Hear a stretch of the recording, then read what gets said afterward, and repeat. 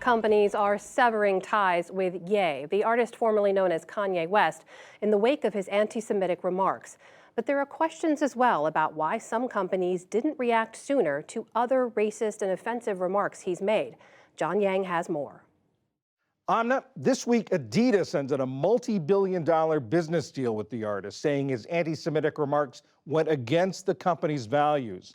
Since the controversy erupted over those comments, Foot Locker, the fashion house Balenciaga, the talent agency CAA, and Vogue's Anna Wintour are among those who have cut ties with him.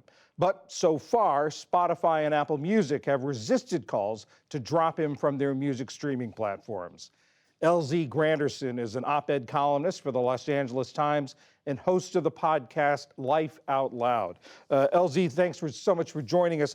Kanye West did not just start saying controversial things. He has been criticized for denigrating black people, for saying that slavery was a choice, for denigrating women. Why this reaction now? That's a great question. Because to your point, he has been saying controversial things. So I would add that controversy is based upon the eye of the beholder. Back in the wake of Hurricane Katrina, when he said that then President Bush did not care about black people, I can tell you a lot of black people didn't find that controversial. So controversy just all kind of depends upon who's listening, right? And I guess these particular ears at this particular point in time are fed up with the remarks that he has been saying.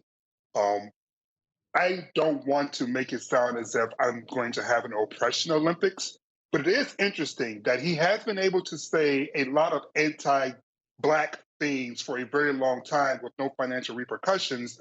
But once he starts wading into anti-Semitism, the reaction to those remarks were definitely different. You talk about this struggle between the artist and the art. You wrote a column about this about a week ago, and I want to read a little bit from it.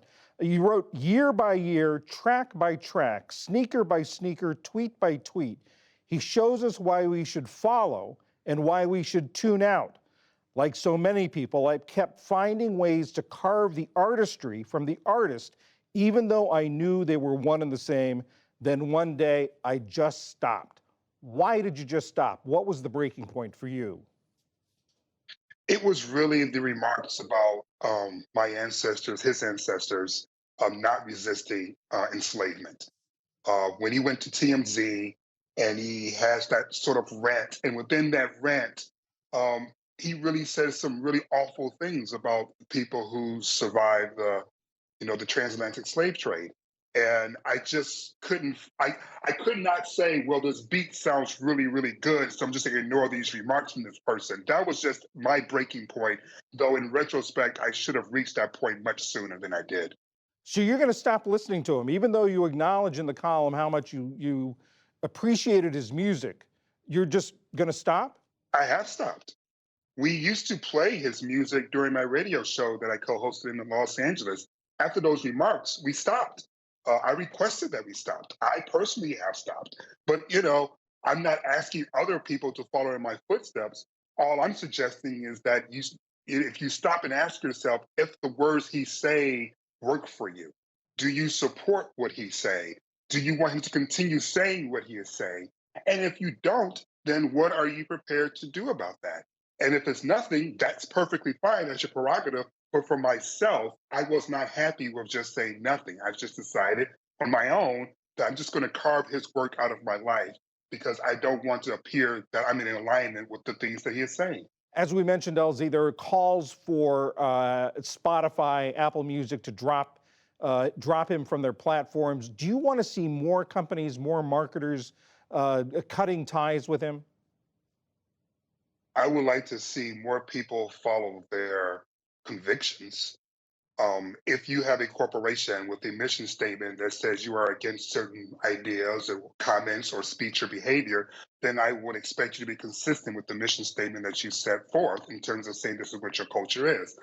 Similarly, I would like an individual who says they don't stand for X, Y, and Z to, live in the same sort of conditions. And so again, as I said earlier, I'm not here to rally the troops to hate on Kanye West. I'm here to rally our own higher good and ask ourselves, is this the best use of our resources? Is this the best use of our time? Do we support these comments? Do we support the artists who are making these comments? And if not, just behave accordingly. Earlier this week, we saw neo-Nazis hang a banner over an LA freeway that said Kanye is right. Does someone like Kanye saying the things he says make it easier for other people to say these things out loud? Well, I would hate to give Kanye credit for things that President Trump has already established. I would just simply say this is more of the same. Um, when it comes to someone like Kanye or Ye or however you want to, identify him, the reality is a lot of people that you see spewing anti-Semitic things did not need a black man from Chicago to give them permission to say these things. They were already prepared to say those things. They have already been saying those things. And while it's easy to view the situation as Kanye's giving them permission, the reality is that Kanye told them to stop, they probably wouldn't have listened to him. So they didn't listen to him to begin with. LZ Granderson, op-ed columnist for the Los Angeles Times and host of the podcast Life Out Loud. Thank you very much. Thank you very much for having me.